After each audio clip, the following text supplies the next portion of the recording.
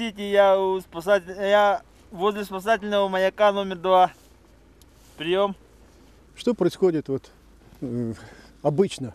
Человек шел, собирал ягоды, собирал грибы, шел в знакомом месте и вдруг оказывается в совершенно незнакомом лесу.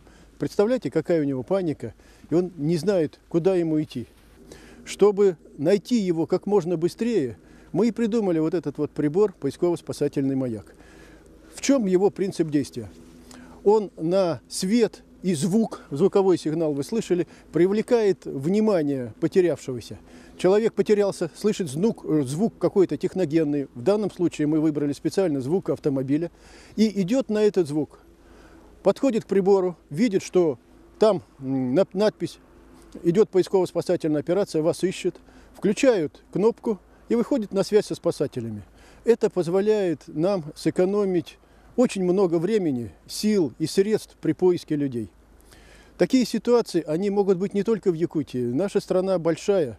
Это от Мурманска до Анадыря, от Анадыря до Владивостока, тундра, лесотундра.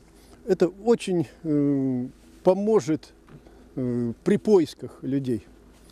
Наши испытания позволили сказать, что в условиях лета мы можем его слышать на расстоянии 2,5 километра.